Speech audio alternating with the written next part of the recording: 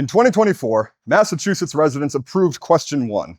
A yes vote would allow the state auditor to audit the legislature. A no vote will make no changes to the auditor's authority. And it passed in a landslide with 72% of the vote. That's over 2.3 million people. I didn't even know we had that many people. However, 2 years later, there has been no audit made. Top lawmakers have been fighting this, so Diana DiZoglio, our state auditor, has decided to take them to court. Now, Diana DiZoglio is turning to the SJC to take action. This morning, our office has filed with a single justice at the Supreme Judicial Court. The state auditor asking the SJC to step in over the ongoing effort to audit the legislature. The people of Massachusetts have made it clear they want increased transparency and accountability. More than a year ago, 72% of voters granted the auditor the power to examine various records of the state legislature. We decided to come to Beacon Hill and actually talk one-on-one with Diana and ask her, why are our lawmakers fighting the audit that we approved? Diana DiZoglio, thank you for joining us today. We're here with the state auditor, and today we're just going to ask her some questions about the Question 1 ballot that passed a few years ago. It passed overwhelmingly, right? 72% of the vote. But before we get into the questions, could you just tell me what the state auditor actually does? Because I didn't really know what it was until the question popped up. Yes, first and foremost, I don't, as the state auditor, audit any of you. I'm not the IRS. I am not the Department of Revenue. I like to clear that up right when I start these interviews. It's interesting walking into a room and people saying, here comes the auditor, and you just see the look of fear over people's faces. And, I have to tell them, don't run away. I don't audit you. I don't look at your personal tax returns. I actually don't audit I don't audit the people for the government. I audit the government for the people. So I audit the government for you, the residents of the Commonwealth, the everyday workers who just want to know that their tax dollars are being spent efficiently, effectively, and wisely, and that we are working diligently to root out waste, fraud, and abuse, to make sure there's integrity in government programs, and that government's working at its best. The mission statement of our Office of State Auditor is to make government work better. So that's why it's so confusing to people when an entity like our own state legislature at our state house right here in this building refuses to comply with a basic audit, especially one that is focused on their financial receipts and state contracts, when they refuse to be audited, because audits are there to help, not to hurt. And if you're refusing to be audited so that we can identify areas of waste or potential mismanagement, even if it is accidental in nature, one has to wonder, what are you hiding? So we had people go to the polls. They voted to the tune of 72% in last November's election cycle, well, in 2024 actually, to have an audit of the state legislature be conducted by my office. Since then, top lawmakers have broken the law. They've refused to be audited. The speaker said, and I quote, "Compliance is in the eye of the beholder when it comes to this audit law." So, that kind of tells you the level of arrogance that we're dealing with. And they essentially just say that they don't think that they're subject because they think it's unconstitutional. And they have blocked me from accessing the courts by having the Attorney General fight on their behalf. The Attorney General of this Commonwealth represented the Speaker and the Senate President of the House of Representatives and the State Senate against me in court a couple of weeks ago. But the Supreme Judicial Court actually ruled that the Attorney General be ordered to make a decision about whether or not she's going to enforce this audit law for the people, or whether or not or if she's going to instead sit on the sidelines. And she decided to sit on the sidelines, which made it so that I am entitled, and you are entitled as the people, to an attorney to represent us in court. So the 72% voter-mandated audit law is on its way to the Supreme Judicial Court right now. Or sorry, not to the Supreme Judicial Court. It's on its way to the Superior Court now, after the SJC ordered the Attorney General to allow us to proceed to court to get this law enforced. So we're going to be going before the court yet again, and we hope that the law is enforced, and we hope that the courts continue to side with the people of this Commonwealth. That is quite the job description. Yes. I just figure we'll just get it all done. Get it all done. You have places to be. Your team has places to be. Sure, yeah. We're definitely going to get into all of this. So I just want, on a brief timeline, in 2024, November 2024, this obviously passed by a very big majority. What's been going on since then? Obviously, you just kind of explained, but kind of just briefly, what happened after the vote passed and what kind of happened leading up to now? Yeah, so after the vote passed, the lawmakers just decided that they were going to break the law. When we vote for ballot questions here in Massachusetts, they actually become law, contrary to what some legislators will say. Some legislators are going around, and the Attorney General has gone around, and they've said things like, well, just because you vote on something doesn't make it law or doesn't make it constitutional, right? But they don't have anything to back that up. That's a bogus claim. Yes, when you vote on a law to become law, when you vote on something to become law at the ballot box, it actually does become the law. It is as though the legislature voted on it and the governor signed off on it. In fact, our Constitution actually says that the people of this Commonwealth have a co-equal right to create laws with the legislature. So that's why that ballot process exists, is so that if people are frustrated with inaction from their legislature, they can make change at the ballot box by voting things into law that otherwise wouldn't become law. That's kind of what I was asking. If a ballot measure is actually voted on, does that mean it becomes law, or does it have to go through a legislature to actually enact it?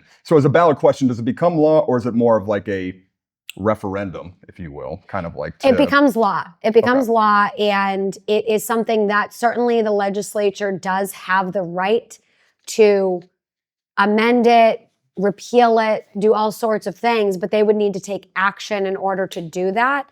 And obviously that's not going to be the best look for the legislature to go in and to repeal or amend a law as simple as saying that they need to be subject to audits by the Office of State Auditor. It was a very simple question. People knew what they were voting for. It was very clear. Our office does audits of all these different state entities and departments. We've actually audited the legislature over 100 times throughout history. It's only been in recent years that they've stopped being audited. When was the last one? 1991-ish, more or less. Yeah, so one of the former auditors, Joe DiNucci, another Italian-American, of course, who was also very loud from what I hear, he tried to audit the legislature as part of his routine audits that he would conduct. And he went in to audit the state legislature, but the Speaker of the House at that time essentially said, "You're not auditing me."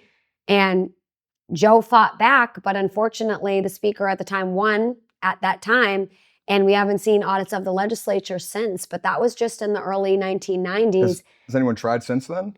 Until you, of well, course? the former auditor committed to auditing the legislature when she was campaigning, but she subsequently didn't take any action to actually perform an audit.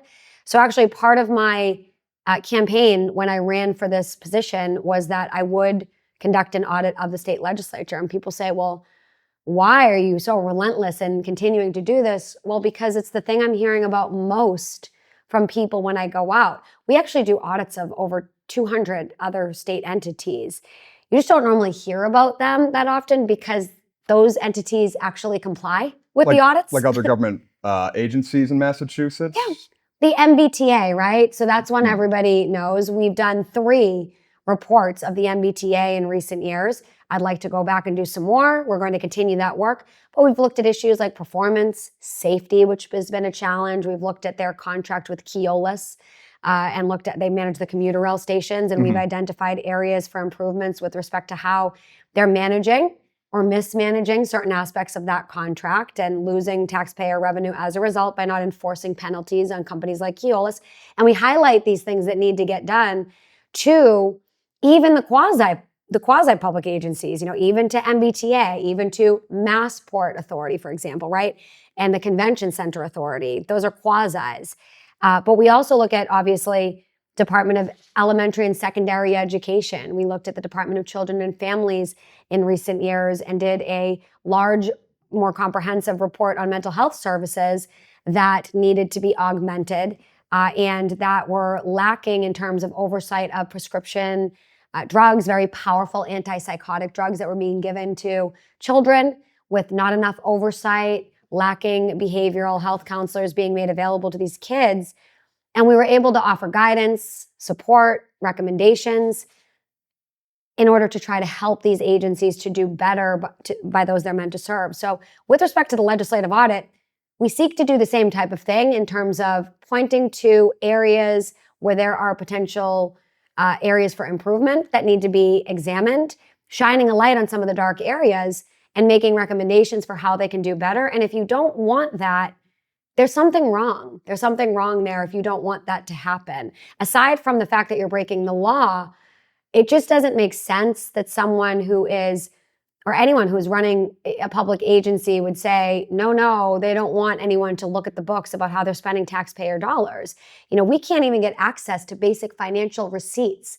They will allege that all of this information is up online. No, it's not. No, it's not. They'll point you to the comptroller's website. It's a see-through website, and it does have claimed expenditures online where they say, here's where we spent the money. You can track the electronic expenditure, but you can't see the receipt. You can't see how they entered into contracts. You can't see how a contract was negotiated. You can't see any communications around different procurement records. So those things are very important when you're talking about millions and millions of taxpayer dollars being expended. We need to be able to go in and see how business is getting done, not just be pointed to an online claimed expenditure that's never been audited, where we can't even pull the public record to just verify what they're claiming. So I hope that there is no big issue. I really do. A lot of people have said, well, what smoking gun are you hoping to find? I'm hoping there's not a smoking gun. I don't at all hope that there's something bad going on. I hope that everything's on the up and up. My hope is that this is just their arrogance in not wanting to be audited and that everything is being done correctly.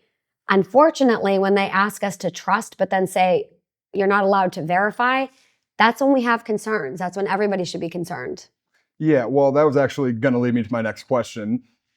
2 questions I actually have. One, if the audit went very well, would it still be a success in your eyes? And 2, what do you actually expect to find in an audit? With this particular audit, we're focusing on financial documents, receipts, So it'd be like a state line contracts. by line of what the taxpayer dollars are going to? Yeah, we would basically do an initial reconciliation between what they're claiming they spent taxpayer dollars on and then what the record reflects. What does the record actually say that they spent money on? And hopefully it lines up, right? That's the hope. If it doesn't, we would be able to identify that and point to the areas where it doesn't line up, where there is potential misappropriation of funds.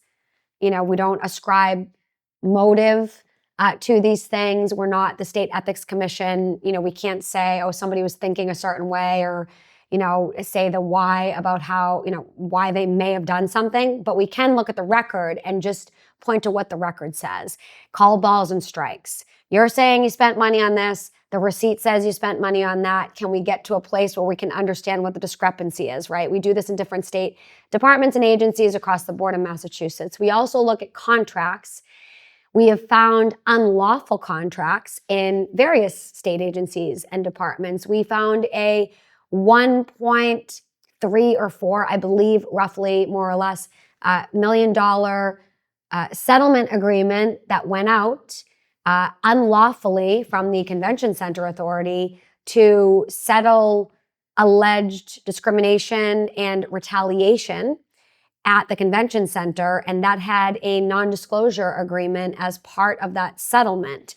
And that contract was actually executed unlawfully. So we did write a report about that and talk about, how they needed to do better and not include non-disclosure language, number 1, to cover up unlawful acts, but number 2, how the settlement agreement itself was actually executed in violation of law. What made the contract unlawful? They didn't run it by their board. They didn't get board approval for it. It was executed without board approval, is my understanding, and according to the acts of 1982. I'm very happy, by the way, that I remember this stuff off the cuff. I'm very surprised that you're able to do that. You asked me this, and I'm like, it's a visual learner. Yeah. So I'm reading with a report in my head. But according to the acts of 1982, which I believe is their governing statute at the Convention Center Authority, they are required to get that board approval, and they didn't go through the board. So they just gave out this settlement without going through the proper protocols, which was, ultimately in violation of the law. So we pointed this out to them, and they said, thank you so much. We're going to take action. We'll make sure that this doesn't happen again, and we're going to put stricter standards in place. We're going to monitor this more.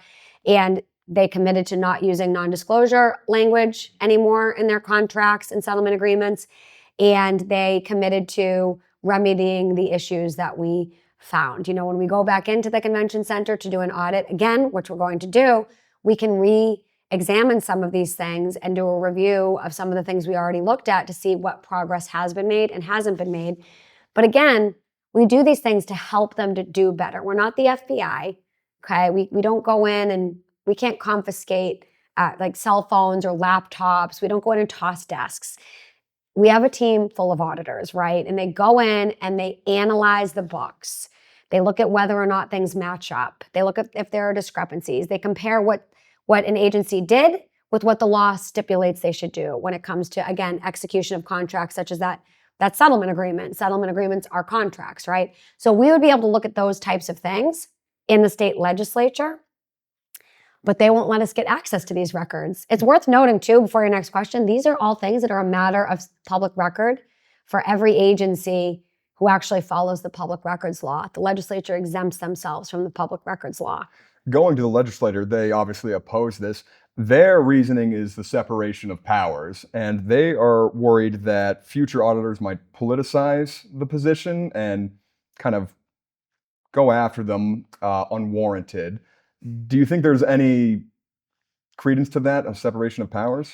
The legislature created the Office of State Auditor, and the legislature, in its wisdom, years ago, I'm speaking of, actually made it so that the Office of State Auditor is a constitutional office. They themselves elevated this office to be at the constitutional level because they themselves acknowledged that if the state auditor was appointed by the legislature, that the state auditor would not be able to be truly independent in conducting their audit work. So they themselves made the decision to make this an elected position and a constitutional office when they created this office.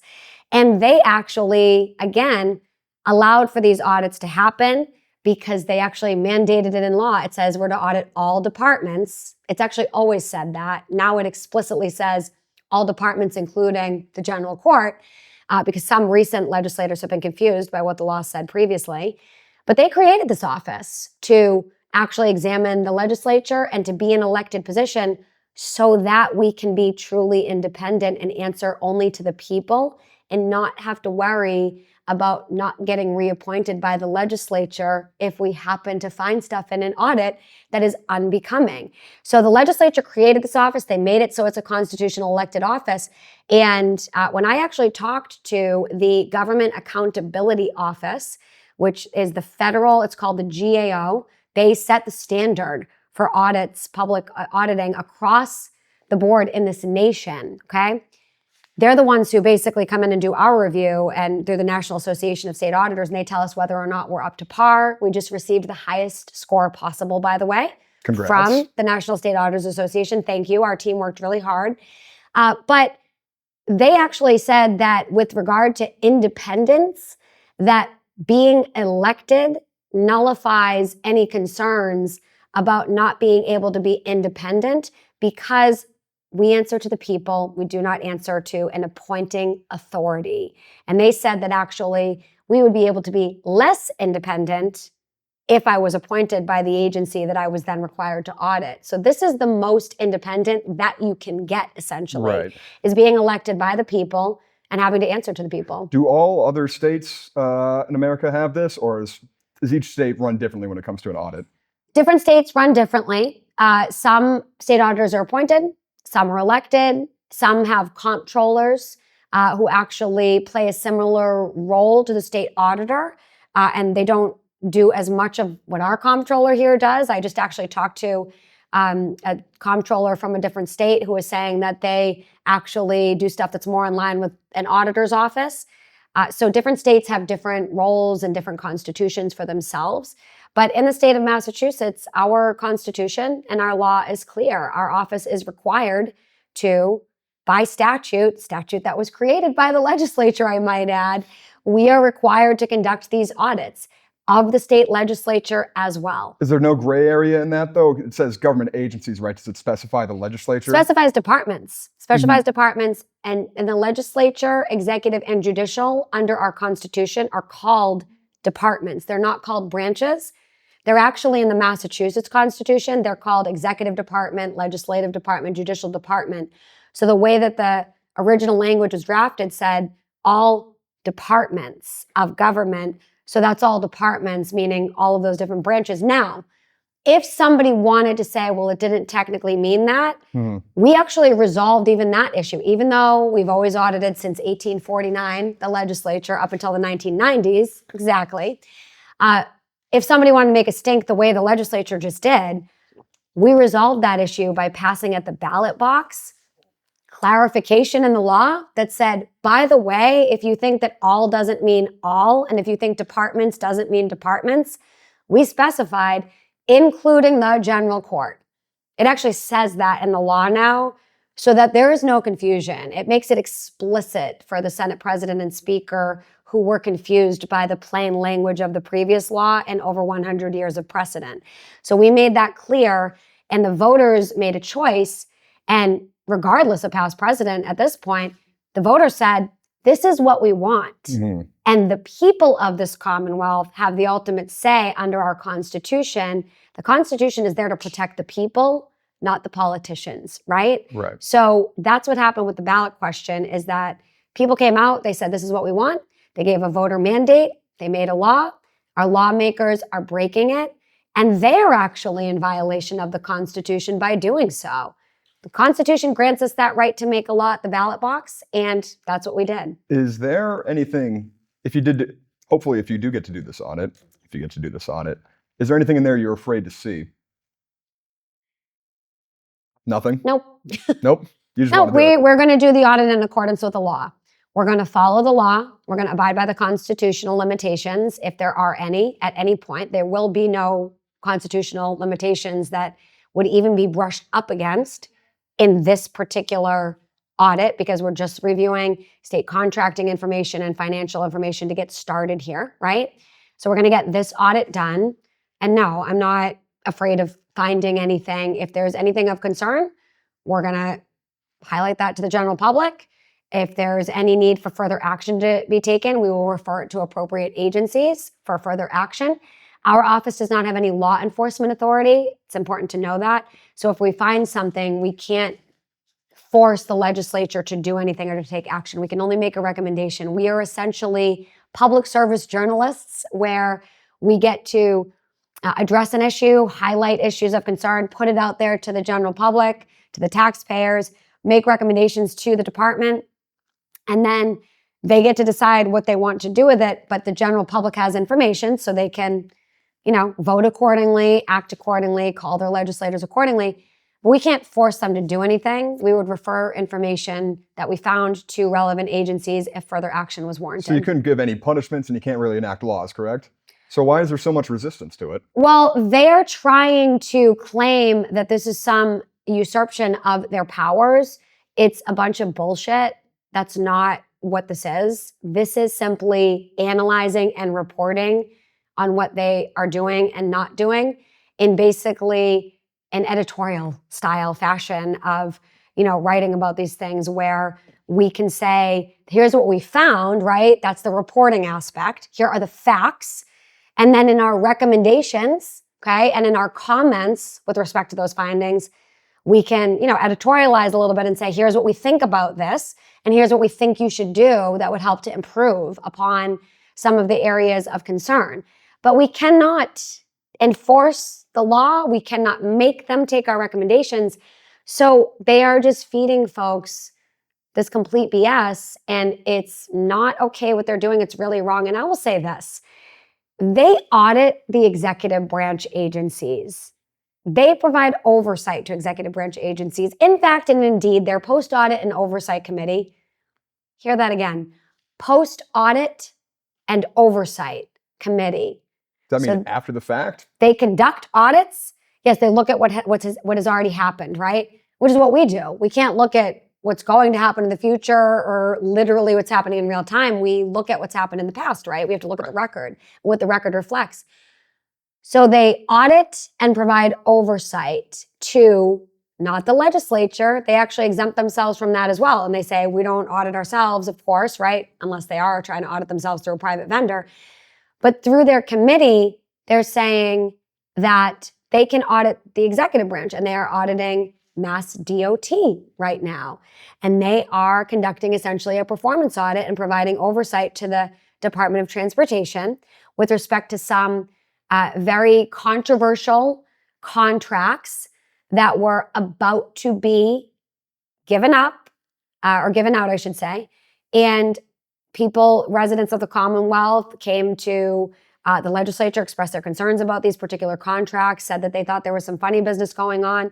And with those allegations, the legislature decided to take action and provide audit and oversight authority over the Massachusetts Department of Transportation. That's an executive branch agency. If there was a separation of powers that prohibited checks and balances from occurring, then they wouldn't be able to actually conduct that audit and provide that oversight to DOT. Those checks and balances are what they are ignoring, where they're basically saying, oh, no, we can audit the entire executive branch, you just can't audit us back. Everybody else gets audited, just not them. Everybody else has to follow the law, just not them, right? So it's just it's complete hypocrisy is what it is. And they keep highlighting the supposed separation of powers. Right. It's bullshit. Checks and balances is what people need to think of, okay? There's an executive, legislative, and judicial department. There are these three departments for a reason. And it is so they can provide a check on each other and so that none of us become too powerful. That's actually what separation of powers means. They've actually distorted that phrase and weaponized it against its true meaning. The separation of powers doesn't mean that no one can exercise oversight over another entity. It means that you are not able to become all-powerful, state legislature, because the powers have been separated. You only can legislate, vote on the budget, and do your jobs as legislators. But you don't get to go and walk into the Supreme Judicial Court, sit yourself in the position of a judge, and then adjudicate matters of law on behalf of the courts, right? No, you don't get to do that because you're a legislator. So you exercise your power in the legislature, and the judicial branch will exercise its power of the judiciary, and we're going to keep those powers separate so that you don't get to make the laws and then adjudicate the laws as well. You got to separate those things so that it's not one, sort of authoritarian regime where we have a king or a queen and there's a top-down style of leadership.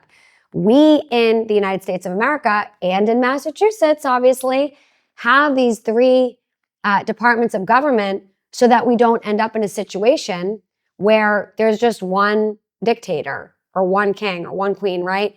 We have this in a democratic environment where those branches and departments can provide a check on each other instead of just one entity with one Speaker of the House or one Senate President becoming all powerful. So remember, separation of powers is a good thing, and separation of powers is why checks and balances exist. So that's just something I think people should keep in mind. Okay. A lot of great stuff in there, but I did have a separate question just because I've been thinking about this a lot. Massachusetts is a very blue state. You're obviously a Democrat. Mm-hmm. What is it like to go against your own political party and getting so much resistance to them? And does it feel kind of odd, almost like you're it sucks. a pariah? It sucks. It's awful. It is awful. It's awful. And I will say this, it's not just a personal thing for me to experience. It's awful for the Democratic Party, okay? Democrats stand for transparency, accountability, equity, accessibility. Some of the people elected in this building to serve right now, such as the Speaker and Senate President, are acting like dictators and not like Democrats. But what's happening is people are pointing and saying, the Democrats are breaking the law. No, the Speaker and Senate President are breaking the law. And they are making the working people of this Commonwealth who are registered Democrats, really, they're attaching themselves to them. And that's not right to do. They're not acting like Democrats. The Democrats that I talk to out and about in Massachusetts, they want this audit. I mean, 72% of the vote, right? The state party, the Democratic Party endorsed this audit and said that they want this audit to get conducted by any legal means necessary. This is different, which means from the lawsuits legislature, and right? everything. This is not the Democratic Party in office, right? Is it like the group, the Democratic Party of Massachusetts? Yes, the state Democratic Party. Okay. And the GOP also endorsed this. It seems like a very crossing bipartisan party issue, lines. right? It seems like most people want This this. is a nonpartisan issue, I've right? talked to Republicans and Democrats who both vehemently want this. Right. So this isn't about Democrats. It's not about Republicans. Okay. What this is about is a few people who have gotten way too powerful for their own good and for the good of the Commonwealth, and absolute power corrupting absolutely. And I have called on the Speaker and Senate President to move on and to retire. They are not reflecting the values of this Commonwealth. They don't represent Republicans, Democrats, or anybody in between with these actions. They are breaking the law in the face of the voters, and none of us want that. Regardless of where you stand on other issues, I always tell people, we can disagree all day long on how to spend the money, as long as we know how the money's being spent first, right? You have to get access to the information to be able to have a debate about it, right? So sure, are people more conservative or more liberal depending on what the issue is? Absolutely. You know, this is America. We live in a place where, thank God, we have those freedoms to have our own opinions. And hopefully we engage in civil discourse, right? And we get to talk about these things and make progress for the betterment of our neighborhoods.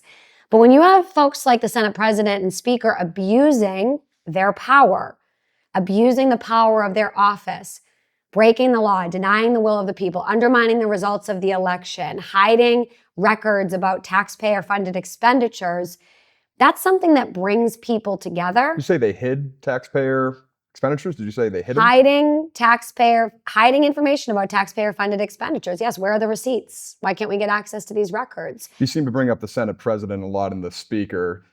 Do you think this is the entire legislature that's a problem right now, or is it just a select few people? The reason why I bring up the Senate President and the Speaker is because they very much control effectively everything that happens in the state legislature. It is that authoritarian in the legislature. And I know this from personal experience because I actually served in the legislature for 10 years.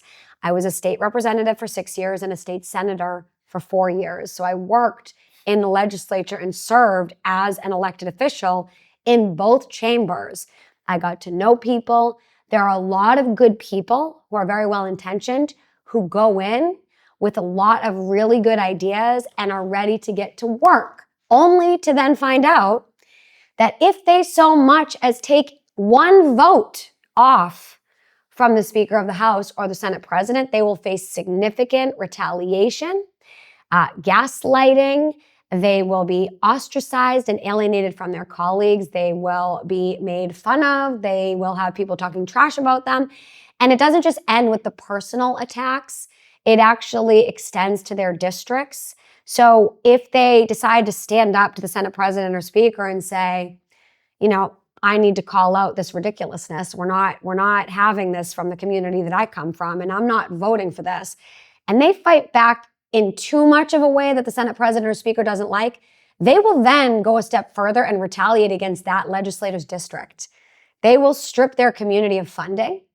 They will punish local community centers by not giving earmarks. They will take away funding priorities. They will make it so that legislator can't pass a bill. So this is the type of thing that goes on in our state legislature because of the top-down style of governance, where the Speaker and Senate President essentially rule and reign over the legislature in a dictatorial style of governance. So do I think that the legislators bear some responsibility in this audit not getting done? Absolutely.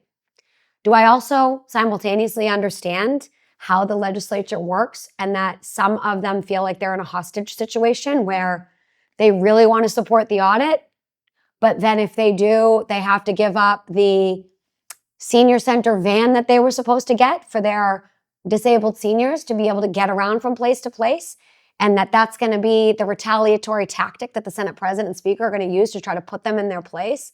Yes, I also know that exists. So this audit right now is doing a lot more than just getting to the point of getting an audit done. What this audit fight has done is it's really highlighted to the Commonwealth of Massachusetts, to the everyday working people, the reality of what happens in this building.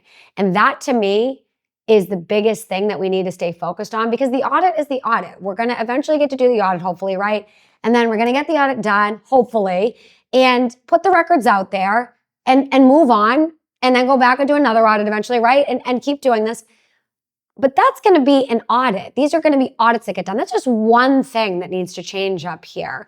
What this audit fight has done is something much bigger. It's highlighted to the Commonwealth the need for drastic reforms on Beacon Hill across the board in our state legislature and in this building, because it's no longer about Democrat or Republican in this building. It is about a few people with power and everybody else, essentially, Republican or Democrat. A few people have a lot of power, and then everybody else is beating at the door trying to get let in and trying to get heard.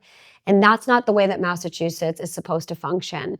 You know, we're supposed to function in a way that is open, that is transparent, that's accountable, and that gives people a seat at the table where the decisions are being made.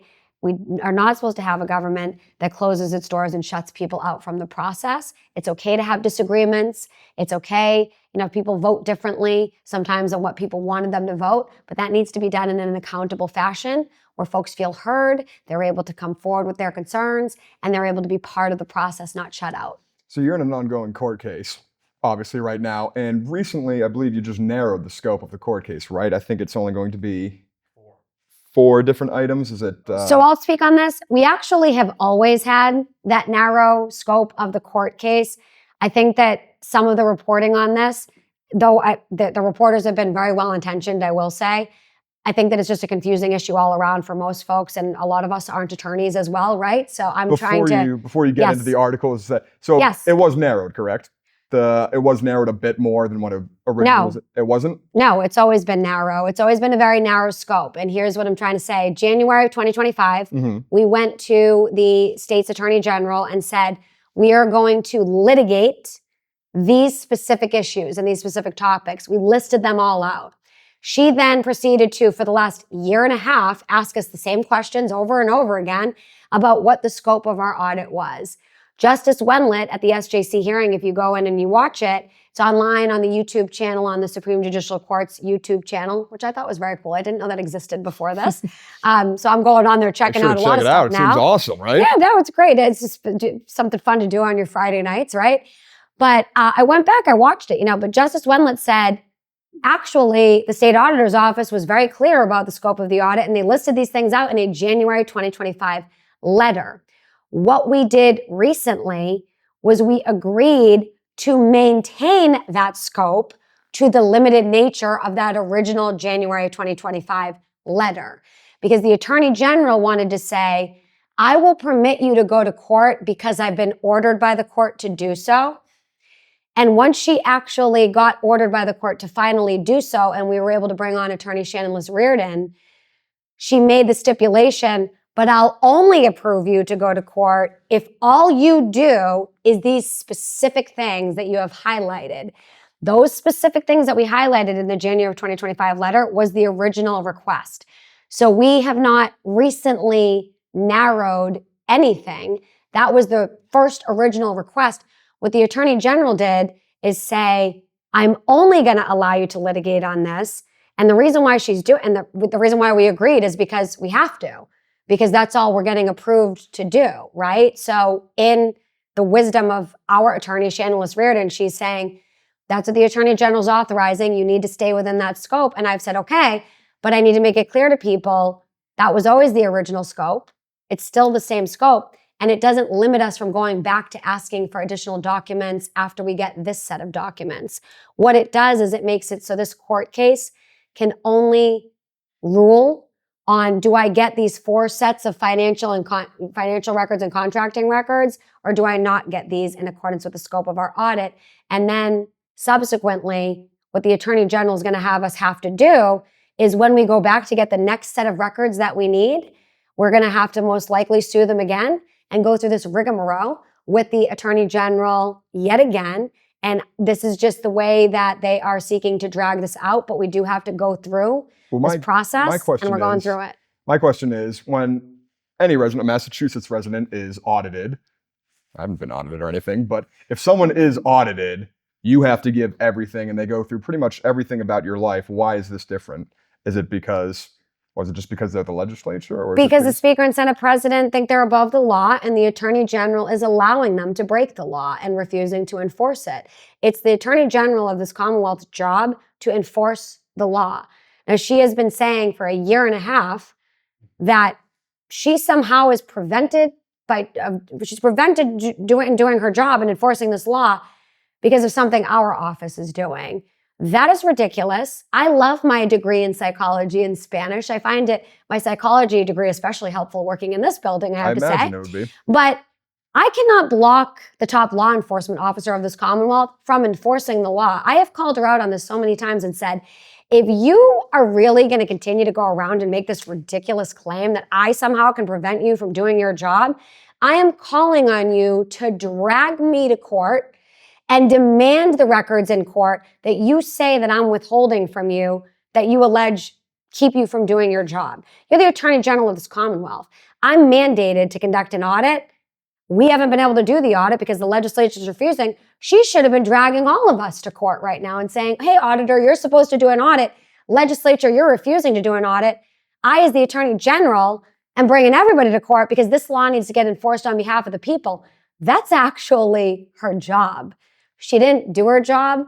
And once these alleged outstanding questions were finally answered, according to her, it took the court all of about 2 hours to get any questions they had answered. And these are the questions the Attorney General claimed she couldn't get answered in a year and a half, that the court got answered within a 2-hour period.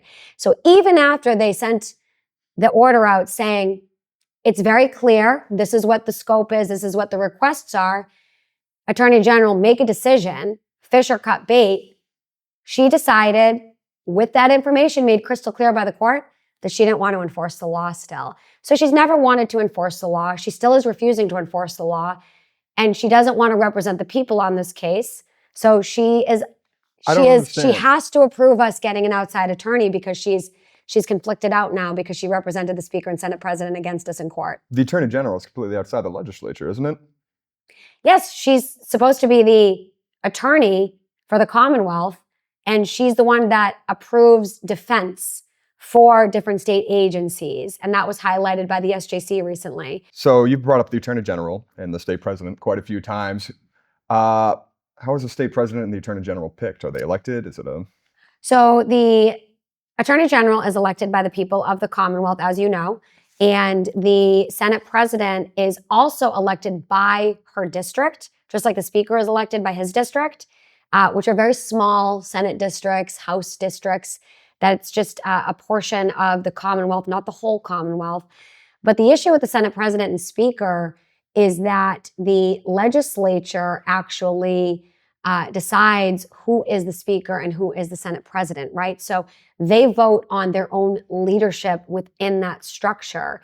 And the way that it's happened through the years is those positions have consolidated even more and more and more power. The more powerful they get, the more powerful they get, if that makes sense, right? Because they have more power to give out stipends to their friends, to give important, powerful committee assignments to the people who obey them and take the committee chairmanships and the stipends away from the people who disobey them and support their district instead. And that's problematic inside the legislature itself. The Speaker and Senate President have in recent years lifted the term limits on themselves so they can just stay for as long as they want. They can do that? Getting more and more powerful. Yep. They did that inside the legislature. So that's problematic, right? We should have term limits on the Speaker and the Senate President in those chambers so that absolute power doesn't continue to corrupt absolutely. Is it just them signing a piece of paper saying, oh, I have no term limits, by the way? They wield a tremendous amount of power over the membership, and folks have to be on the record with who they're supporting or not supporting for the Speaker or Senate President. So again, the retaliation that I talked about is real, and a lot of people feel pressured that they have to support this person. Not everyone. Some people love their Speaker and Senate President, to stay the same forever. Some people are okay with that. Most, I would say, really aren't and feel pressured to do that so that they don't get retaliated against and lose funding for their local school district, for example, right? They don't want to see the kids or the seniors or the disabled folks in their communities getting punished because the Speaker's mad at them because they didn't vote for him, right? So there are a lot of issues internally, But these folks are voted for by the general public in order to be in the positions of power that they're currently in, right? So people need to make decisions, about these things very obviously seriously when they're going to the ballot box. Keep these things in mind. Do people really cut funding for other towns, districts, for a school or something if you vote against someone another way? Is that really something that happens in Congress? I have seen time and time again folks who ingratiate themselves and curry favor with Senate President and Speaker, no matter which Senate President and Speaker really it has been to me. I mean, I can only speak to those I served under, right? But I served under a couple of speakers. I served under one Senate President, and in all of I should say I served under Speaker DeLeo. I knew Speaker Ron Mariano when he was the majority leader as well. And I can say it's not as much about the personality in these different positions, because everyone has very different personalities of these folks. It's mostly about the position itself and how much power it's wielded. And what I could say is all that I've seen is that when you don't obey the Speaker or Senate President, you get retaliated against for the most part, some worse than others. If you're very vocal like me, you get extra, retaliated against. If you're not as vocal about standing on your position or doing what your conscience is telling you to do, and you kind of, you might vote off once in a while on something, but go in very apologetically, you'll probably only get retaliated against to the extent that they feel you deserve and warrant that retaliation based on the level of your independence. I'd argue being vocal has probably helped you a lot more, though. I mean, you're in the New York Times now. It's become almost like a national issue.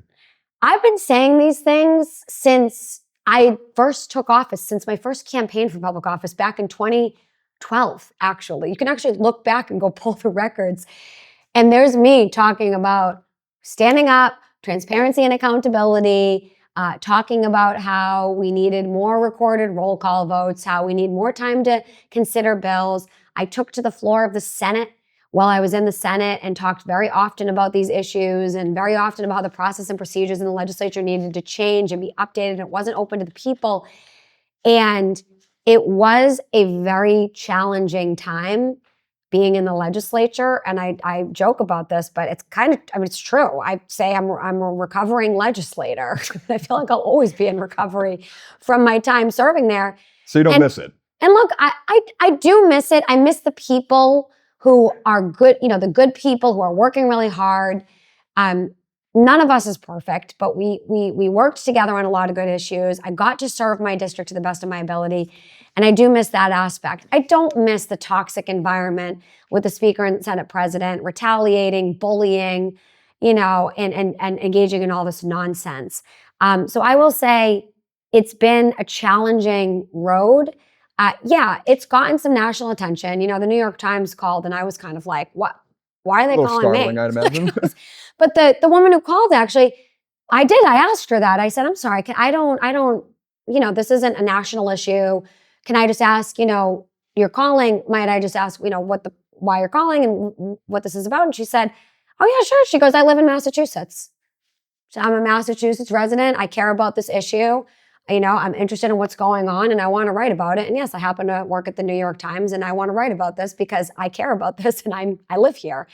And I said, great, sure, come in. We'll have a meeting. We'll talk about this. And they did a story on this. But, it has been difficult. And it is something that I never expected to get that much attention on this, because this was not supposed to be some crazy issue. This was supposed to be something that I committed to doing when I was running for the seat. That, by the way, I had legislators, some in leadership posts, eventually, not in the primary, but once I was the only Democratic option, they did endorse me for this seat. And they knew that I was campaigning on auditing the legislature. I said this the entire time. So these folks knew what I was going to do. So I expected some pushback on maybe, what I chose to take a look at and what I chose to audit.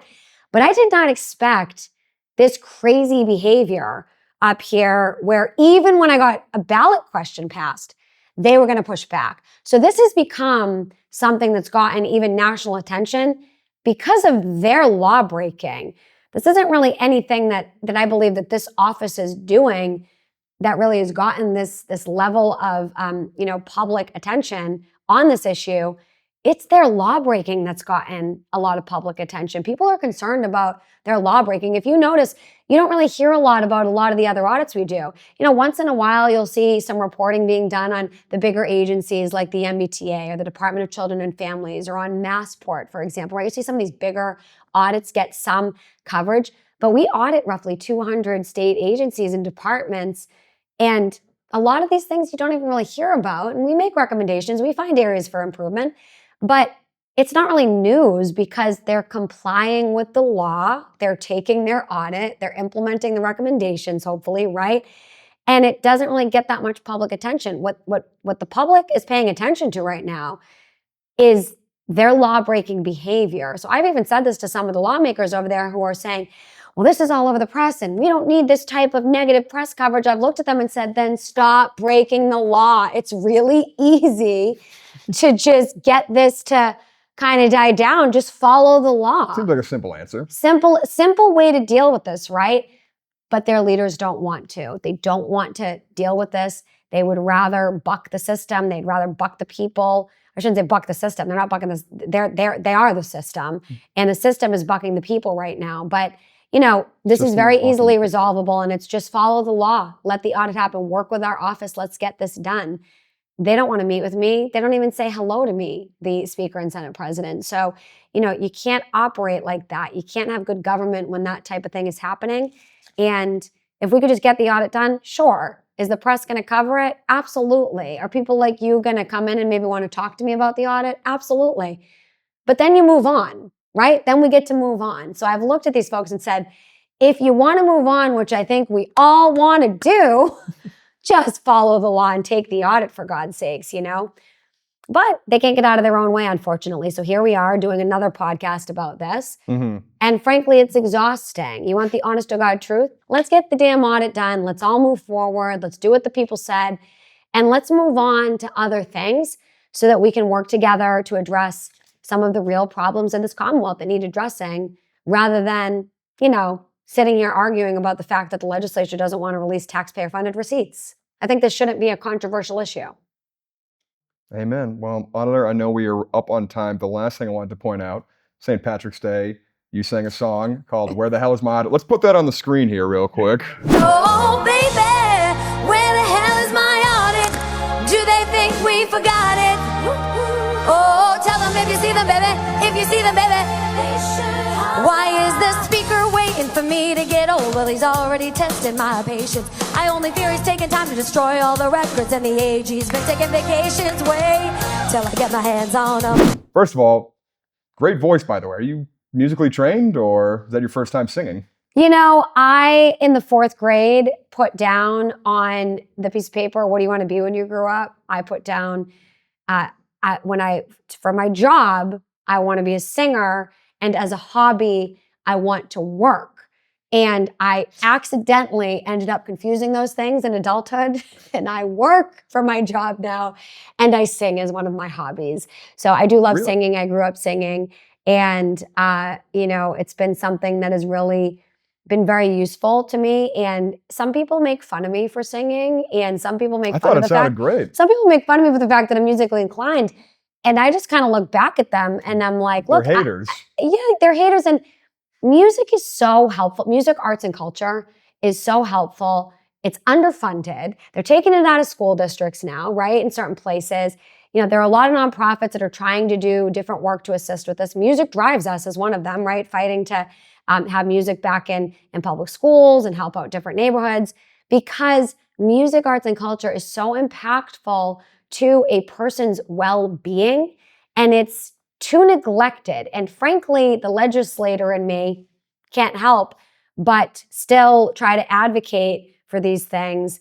And when I sing, I'm frankly trying to use my singing and musical inclinations to support the fact that music, arts, and culture helps mental health, physical health, emotional well-being. It brings people together. It brings joy to people. I have people who are MAGA Republicans and Bernie bros clapping to the same song right now, right? It seemed like And that song went all over Facebook groups in Massachusetts, and everybody we seemed to love don't, it. yeah, we don't have to agree on everything. It doesn't mean we're going to now just agree on everything.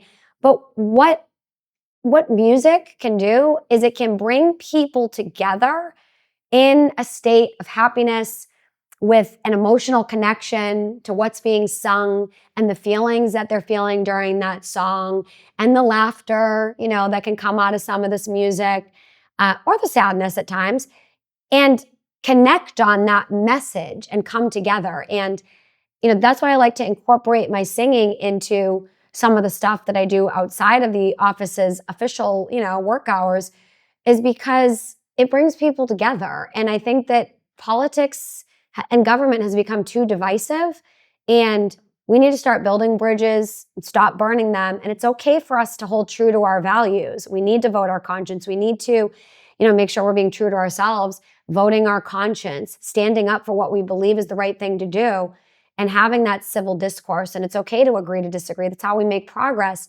But we need to, at the end of the day, come together as neighbors. And neighbors should not be hating their neighbors, right? I was telling you before this started, my grandfather, I'm Greek, so I'm Greek American, so my papu, right? He is a MAGA Republican, a Trump supporter. I certainly am not. I certainly am not, right? And every holiday, every Christmas, you know, that I see him, or whether it's on a different holiday, I get to hear about all of the different things that my papu thinks about the party I belong to, who I voted for, who he voted for, all these different things. And we get to have healthy disagreements. And then when he's finished telling me about what he thinks about, another glass of wine is poured and we continue the conversation, right? And we love each other. We absolutely love each other. We don't need to agree on everything. He thinks some of my politics are crazy. I think some of his politics are crazy. And we just tell each other that, right? But at the end of the day, It's healthy dialogue. That's my family. I love him. I love him. I love my family, and I love my neighbors. And I'm okay with having these disagreements, but still, you know, working on ways to find areas that we can agree upon, rather than just constantly looking for the areas that we disagree on. You know, the Democrat and Republican establishments on both sides really seem to lean in to constantly talking about areas that divide us, okay? And this isn't the everyday rank and file Democrats and Republicans. The people, generally speaking, seem to want to work together.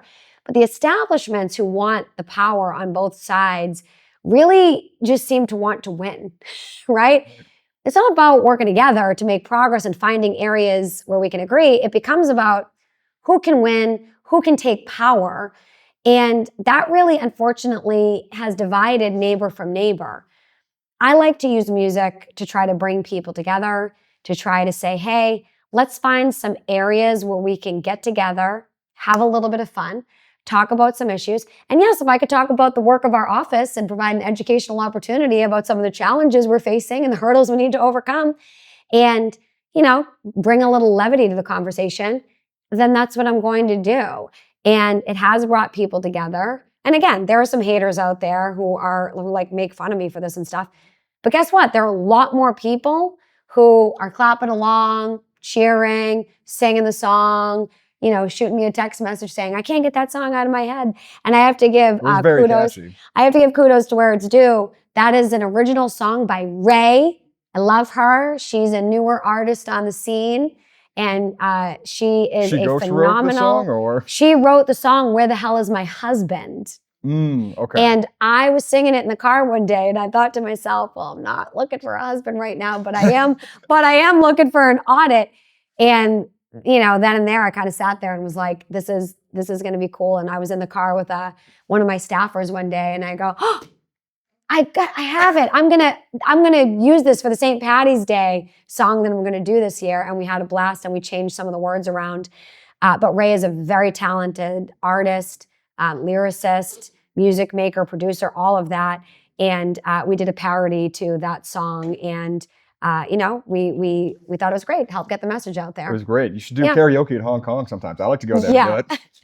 I love karaoke. Don't threaten me with a good time. Auditor, thank you very much for doing this. Thank you so much for having me. Thank you. 90 degrees out today, and not one air conditioner worked in our state capitol. Maybe someone should audit that. Either way, we thank Diana DiZoglio for her time. Ballot 1 passed with 72% of the vote. So what do you think? Do you think this audit should continue in Massachusetts? Let us know in the comments down below, and thank you for tuning in.